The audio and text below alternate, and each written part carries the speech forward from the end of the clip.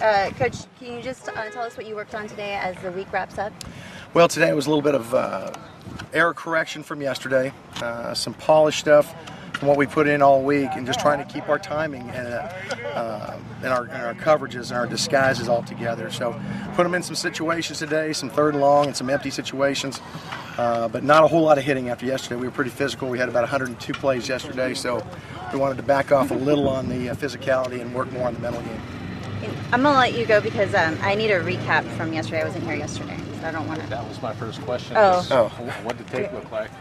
Well, surprisingly like the scrimmage. I thought we definitely took strides on both sides of the ball from a week ago. Offensively, our first unit was really efficient. We hurt ourselves with way too many penalties, primarily in the second and third units, with too many penalties, too many drop balls, and we've got to get better at that. We've got a bunch of our young guys catching balls off the jugs today that didn't make those catches yesterday. Defensively, we're doing a great job getting the ball. Coach Toth and his staff have got those guys chasing the ball really well. We're doing things to disrupt the run game, which puts us in second and long and third and long, which is in our wheelhouse defensively, not good for our second and third units on offense. We still have too many busts on defense. We're giving up some big plays. We've got to get better there. And then the kicking game, we had some situations. We made about half our field goals, and that's not good enough. Because there was only one field goal that we tried, I think, outside of 45. The rest of them we expect to make at least 90%, and we were only about 70% on those. I guess Bashir's like today, you can only make it if the game's on the line, right? Apparently, yeah. We got to keep putting pressure on him. That was good to see him come back today because he missed a couple yesterday. But to come back today when the whole team's counting on him, they're going to run more. If he doesn't get it done, he got it done today. So that was good to see. What's going to be the biggest challenge heading into these next 2 weeks before kickoff? Well, tomorrow we're going to meet as a staff and go through personnel and find out, who are going to be the guys we're going to count on in our two deep and get those guys repped up, make sure that they're on all of our special teams. We're going to have to make some decisions on who are going to be our scout team players, our projected guys who are going to end up being red shirts. And then, start putting our game plan in. Wednesday, we'll start putting our game plan in for Weber State. So we've got a practice on Monday. That'll be a good, long, full padded practice. At the end of it, we'll do some situation work. We'll do our 8-minute scrimmage at the end. On Tuesday morning, we'll have a full scrimmage, our last full live scrimmage. It also will be closed, and then Saturday we'll have a mock game scrimmage. It really won't be a true scrimmage; it'll be a situational thing. So it's a lot of polish this coming week, and finding out right now. We feel pretty good about our ones. Who are those guys going to be in the two deep?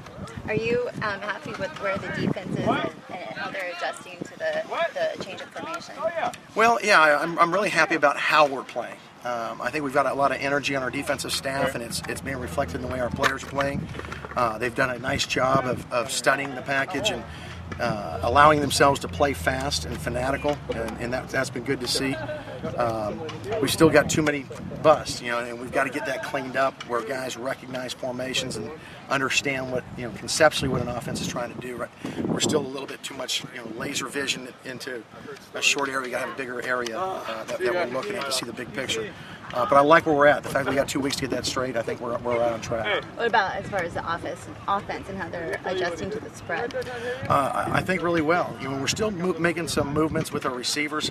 We're looking at Josh Harper at our X position right now and trying to get Isaiah Burst more involved and bringing him inside as an inside receiver. And I think that's going to play to his strength.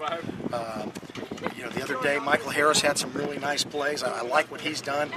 He's definitely going to be a role guy for us in special teams as well as a situational back for us.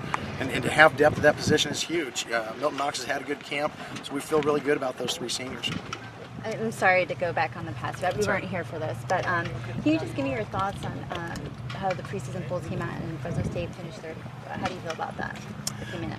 Well, I think it's a nice compliment to our guys that we have returning. We didn't have the kind of year that we wanted to a year ago, not the kind of year that Fresno State's accustomed to. But I think our reputation over the last 10, 15 years is such that we've got a great nucleus here that can compete at the top end of a conference. I think it's a heck of a compliment to Derek and to Robbie. Having those guys, I think, probably tilted things that way.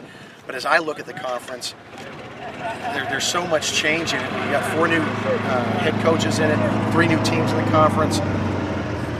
I think Boise's ahead of everybody else, and it's kind of shake them up. So while it's a nice compliment, we've got to go out and earn that every single day, and I expect us to, but there's no givens, obviously. So you feel that Boise is the team to beat? I believe so. You know, I haven't competed against them since 2006 when I was at Nevada, but I've seen them on TV. Coach Peterson and his staff have done a great job. You know, it's one of those deals, until you knock out the champ, they're the champ. And they've set the standard, you know, the last few years. And, you know, I think right now, as I look at the league, they're probably clearly the top team in our league right now. Thanks, Coach.